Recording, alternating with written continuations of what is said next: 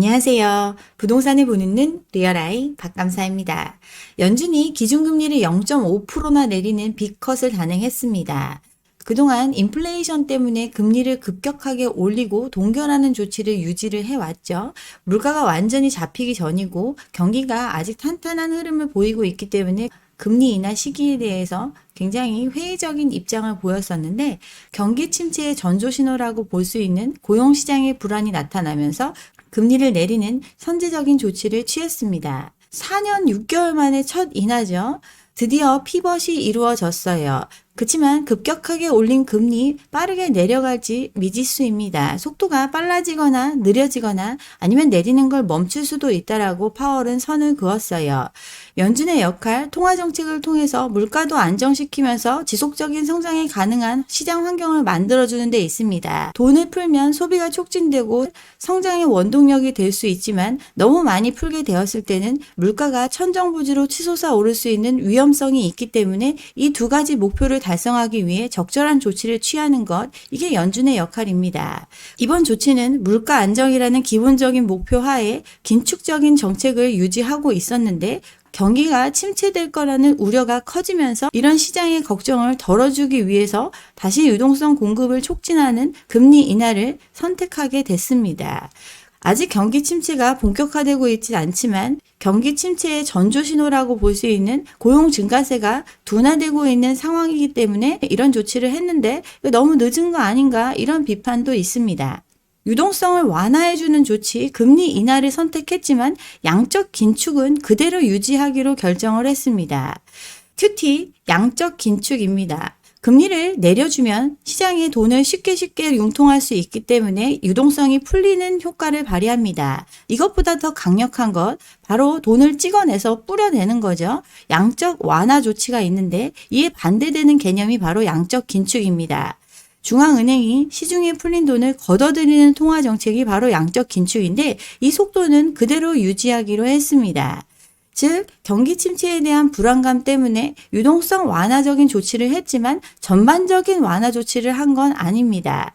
침체의 신호와 물가의 안정성, 이 두 가지 사이에서 줄타기를 하면서 이 속도를 조절하겠다는 게 연준의 입장입니다. 전폭적인 유동성 공급책이 아니라 기존의 기조는 유지한 채 금리는 인하시키면서 일부 풀어주는 조치, 이를 통해서 시장을 안정시키고자 하는 연준의 선택이었어요. 연준의 금리 인하, 늦기 전에 대응을 했지만 긴축과 완화를 동시에 진행하는 선택을 했습니다. 이런 선택이 경기 침체를 막고 효과를 발휘하려면 미국의 금리 인하로 풀리는 돈이 미국 내에만 머무를 수 있어야 효과가 있는데 일본의 결정이 미국의 금리 인하 효과에도 영향을 줄 수 있습니다. 일본의 엔화 대표적인 안전자산이죠. 일본이 초저금리 상태를 유지하고 있기 때문에 이 엔화를 가지고 미국 시장에 많은 돈이 들어와 있는데 일본이 금리 인상이라는 조치를 시작하게 되면 미국의 유동성 불안의 요인이 될 수 있는 엔캐리 청산 트레이드 현상이 벌어질 수 있기 때문에 이는 미국이 금리 인하 조치를 한 것, 이것 자체가 큰 효과를 발휘하지 못할 수도 있는 리스크가 있습니다. 어쨌든 미국이 금리를 내렸으니까 우리나라도 이제 금리 인하가 이루어지고 이를 통해서 부동산 시장 다시 꽃길만 걸을 수 있을 거다, 이런 기대감이 커지고 있습니다. 근데 우리나라와 미국 완전히 다릅니다. 일단 부동산 자산의 비율이 다르죠. 한국은 7대3, 미국은 3대7입니다. 대부분의 자산이 부동산에 묶여있는 우리나라와 미국은 차이가 있어요. 또 이 부동산에 투입된 돈 대부분이 남의 자본을 통해서 들어간 것, 이게 미국과 우리나라의 차이입니다. 미국은 가처분 소득 대비 가계부채 비율 100%가 안 되죠. 우리나라는 200% 수준 2배가 넘게 부채를 끌어당겨서 자산에 매입을 했습니다. 여기에 우리나라에만 있는 특이한 제도, 전세보증금까지 합치면 소득 대비 3배 규모의 가계부채를 통해서 부동산을 가지고 있습니다. 인구와 소득 측면에서도 한국과 미국은 차이가 큽니다. 미국은 출산율도 좋고 꾸준히 인구가 유입되고 있는 나라인데 우리나라의 인구 순가매 시대로 접어들었죠. 소득 같은 경우도 AI 첨단 산업이 이끄는 미국과 비교했을 때 우리나라 고만고만한 수준의 소득 유지하고 있습니다. 돈을 푼 방식도 차이가 있습니다. 미국 같은 경우 부동산에 들어간 돈 3대 7이라고 했죠. 근데 이 돈마저도 30년 장기 저리에 고정금리 형태로 돈이 풀려 있습니다. 그리고 달러 패권국으로서 채권을 발행하고 세계의 금리 기준을 설정하는 입장에 있는 미국, 그들의 방식으로 양적 완화를 진행했고 현재 다시 양적 긴축을 진행하고 있는 상황이에요. 우리나라는 돈을 풀기만 했습니다. 근데 미국처럼 체계적으로 돈을 풀 수 있는 환경이 아니죠. 단기에 변동금리로 소득 따윈 보지 않으면서 빌려주며 가계부채를 폭증시키면서 양적 완화 조치를 했습니다. 이것도 모자라서 정부가 보증해주고 금리도 낮춰주면서 더 대출을 끌어내는 방식으로 양적 완화 조치를 했어요. 한미 기준금리 역전차 2%를 유지하면서 미국이 계속 금리를 올리면서 유동성을 축소시키는 정책을 했을 때 우리나라 찔끔 금리를 올리고 뒤로는 돈을 푸는 정책을 통해서 PF 폭탄의 채무를 서민에게 이전하는 조치 시행해 왔습니다. 결론적으로 우리나라 남들이 긴축을 진행할 때 또 현재까지도 긴축을 진행하고 있는 상황에서도 계속해서 돈을 풀어주는 완화적인 조치 또 할 수 있는 유일한 선택, 대출의 증가를 통해서 현 상황을 유지해 왔어요. 이런 상황이다 보니까 한은 미국이 본격적으로 금리를 내린다고 선언했을 때조차 금리를 내리지 못하는 딜레마에 빠져 있습니다. 우리나라도 경기 침체 만만치 않죠. 늦기 전에 금리를 내려야 된다고 시장에선 이야기하고 있지만 한은은 고민이 깊어요. 한은이 왜 집값을 고민하죠? 무분별하게 풀린 부채에 기댄 집값, 이 집값의 기초에서 소득은 보지 않고 돈을 빌려준 부채를 우리는 가지고 있고 또 이 부채의 양 또한 한도 초과 상태에 빠져 있습니다. 이미 소득 대비 엄청나게 벌어져 있는 집값 수준에서 금리 내려가지고 더 많은 대출을 사람들이 요하고 집값을 자극하게 된다면 이 리스크를 우리는 헤쳐나갈 수 없기 때문에 한은이 집값을 고민하고 있어요. 금리를 내리는 선택 섣불리 할 수가 없습니다. 부동산의 가격 돈이 많이 풀리면 풀릴수록 올라가게 됩니다. 다른 나라들도 돈을 많이 풀었고 그 결과 집값 상승이 전 세계적인 현상으로 벌어졌어요. 그렇지만 금리 인상이 시작되면서 유동성의 축소가 이루어졌을 때 다른 나라들 집값 조정을 겪었는데 우리나라는 이 집값 떨어졌다가는 PF 시장의 문제, 금융기관의 위기, 온갖 것들이 엮여 있으니 이 떨어지는 걸 막기 위해 다시 돈을 푸는 조치로 이 상황을 막았습니다.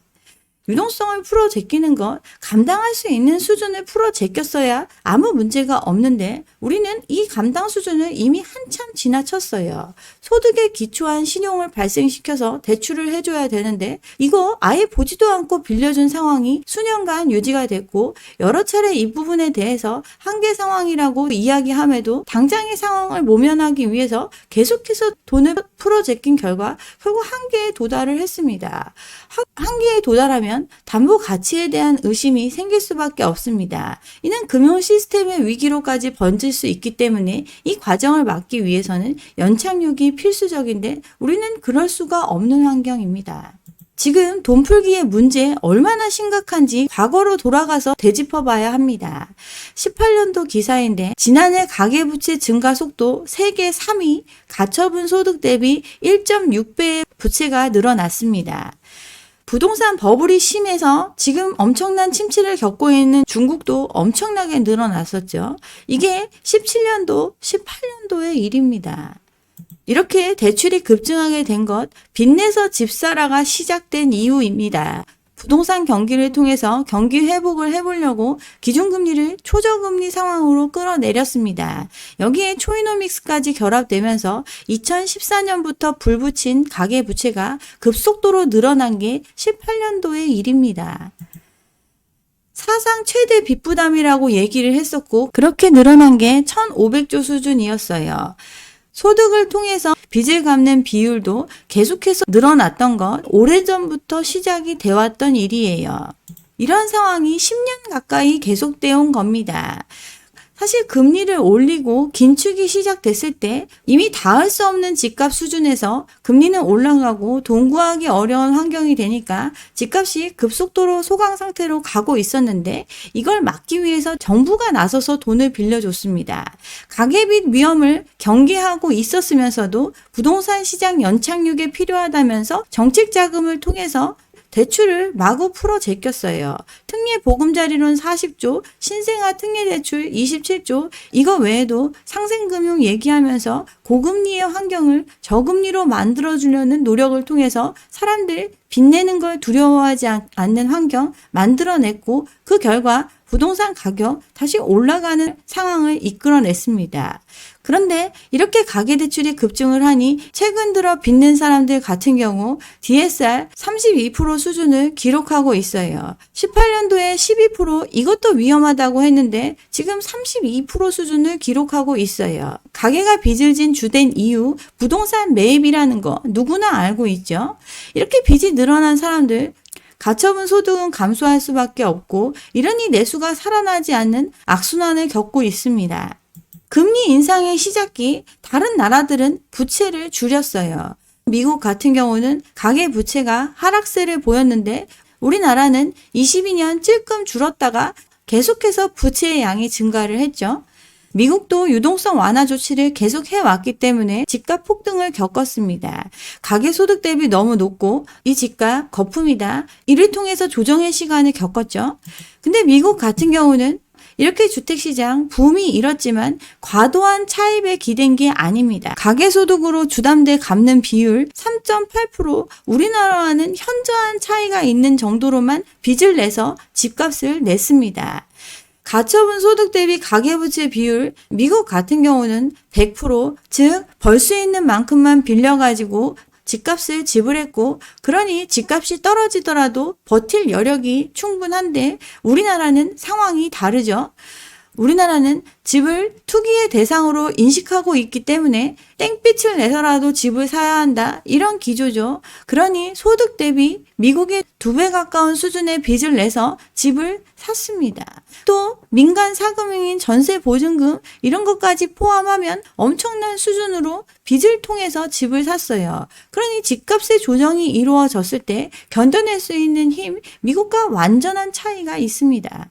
가계부채가 경제성장을 저해하는 수준 GDP 대비 80%로 보는데 우리는 100% 넘어갔다고 말씀드렸죠. 여기에 전세보증금까지 포함하면 이미 그 수준을 한참 넘어가 있습니다. 그래서 금리 인상이 시작된 이 시기에라도 부채를 줄이는 노력을 해야 한다고 얘기를 했었는데, 그 이후 DSR 적용 늦추고 이 DSR의 영향을 최소화하기 위해서 30년 모기지가 아니라 40년, 50년 모기지를 만들어서 늙어 죽을 때까지 갚을 수도 없는 돈을 빌려주는 정책 했고, 그게 현재에 이르렀어요. 긴축의 상황이 이루어지니까 집값이 조정되는 현상, 당연한 현상인데, 우리나라 집값 조정이 일어났을 때 빚을 가장 많이 지고 있으니까 불안할 수밖에 없죠.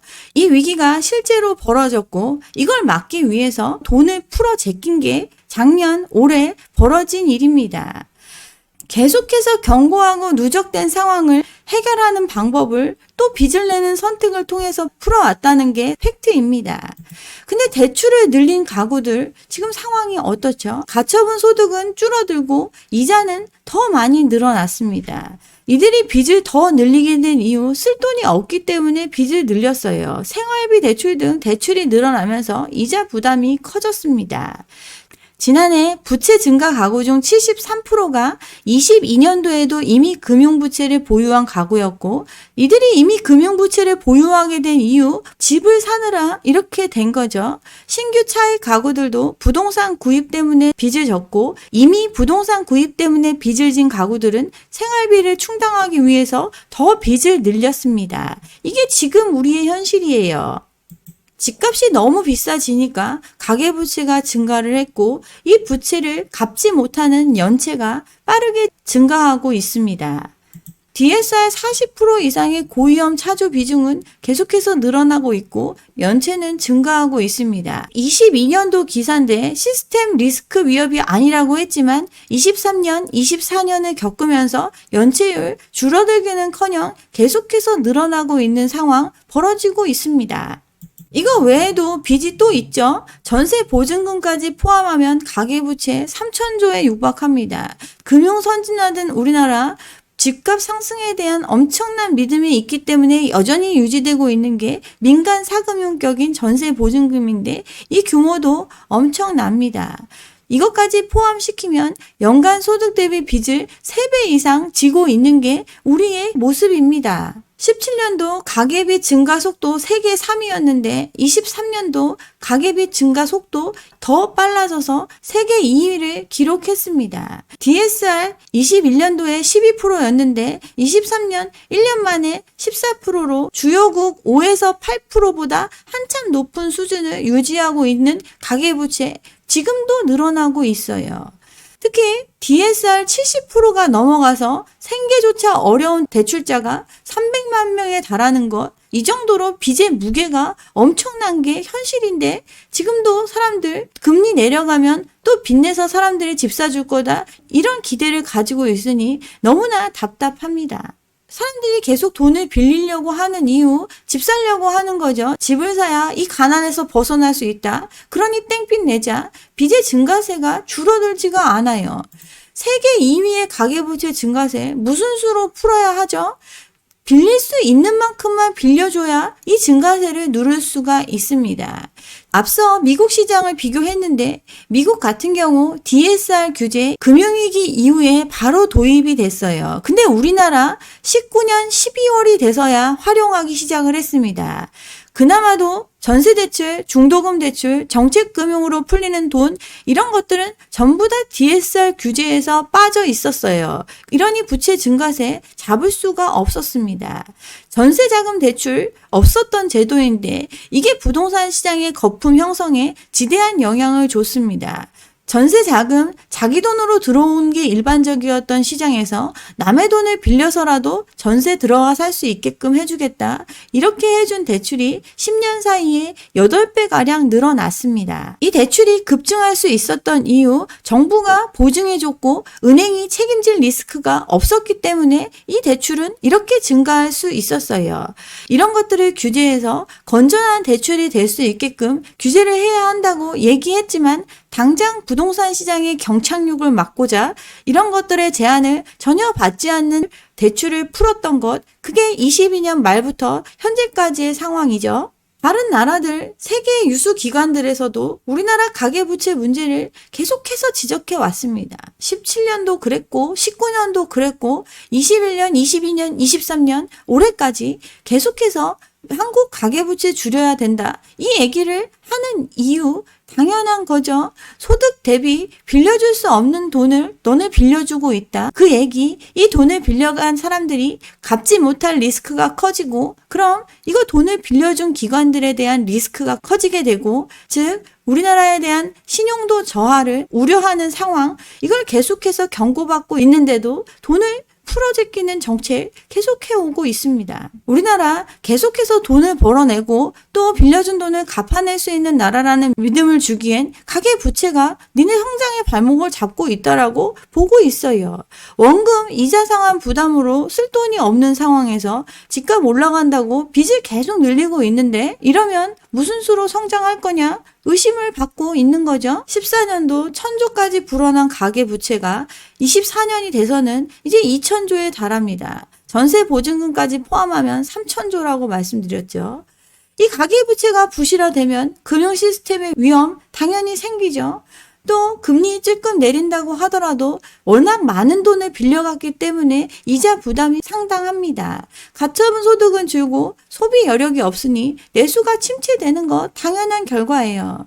교과서적으로 나오는 얘기가 가계부채 경제 규모의 80%라고 얘기하는데 100% 넘어가고 있는 상황이 꽤나 오래 유지되고 있으니 소비 여력이 없고 내수 침체, 성장 둔화 당연한 결과입니다. 연체가 늘고 부실도 늘어가는 구간에 들어가 있어요, 이미.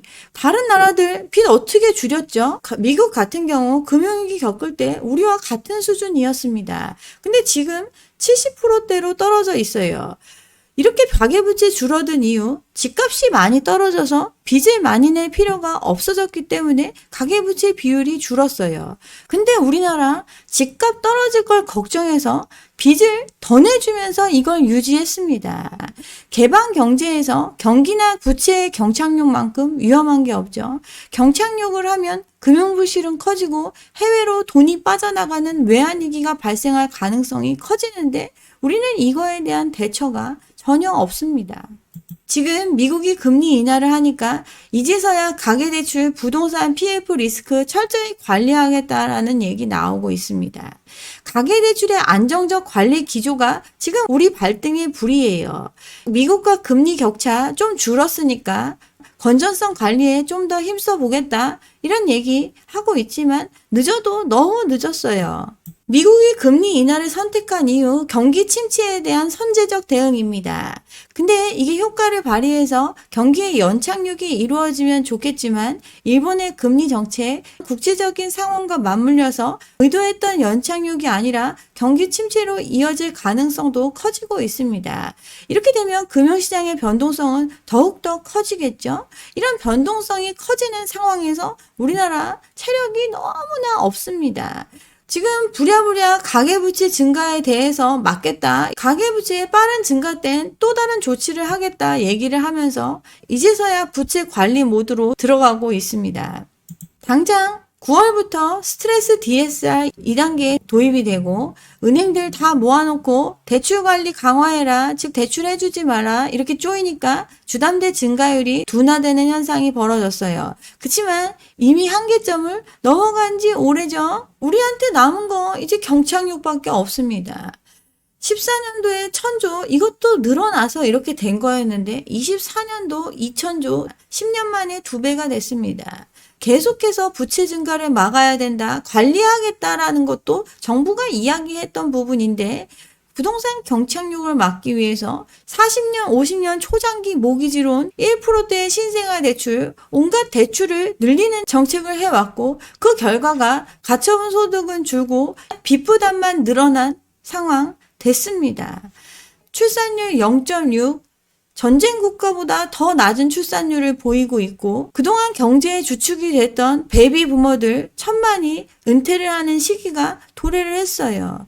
GDP 지금껏 그나마 현 상태 유지하면서 있었지만 드라마틱하게 감소할 수 있는 총체적 위기 상황입니다. 이미 가계부채 무게 때문에 침체가 시작됐다는 BIS의 경고까지 이어지고 있어요. 우리나라 금리 건드리지도 못하고 있습니다. 3.5%로 동결한 지 2년이 다 돼가고 있어요. 미국이 0.5% 내렸으니 이제 1.5%의 금리 차를 유지하니까 아무 문제 없을까요?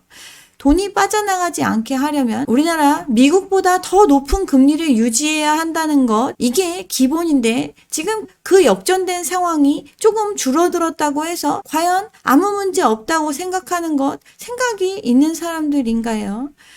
긴축의 시대에 긴축을 하지 않고 오히려 돈을 풀어 제끼면서 이 상황을 유지해온 우리나라입니다. 이제 다른 나라들 유동성 완화적인 조치를 한다고 해서 우리 똑같이 할 수 있나요? 오히려 돈을 죄이지 않으면 살아남기 힘든 상황입니다. 스트레스 DSR 3단계 지금 조기 도입이 검토되고 있습니다. 이거 도입되면 지금보다 더 돈을 빌리지 못합니다. 돈 남들이 줄일 때 막 빌려줬으니까 이제 남들이 풀 때 더 조이지 않으면 그 갭을 따라잡을 수가 없으니 이런 조치들이 논의되고 있어요.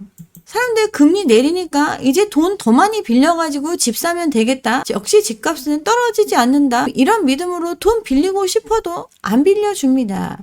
연소득 6천만 원, 지금 2단계 적용될 때 수도권 주택 같은 경우 3억 6천만 원 빌릴 수 있죠. 수도권 집값 8억, 10억 집값 계속 올라간다고 생각하고 있는데 이 집 사줄 사람 3억 6천밖에 대출을 못 받습니다.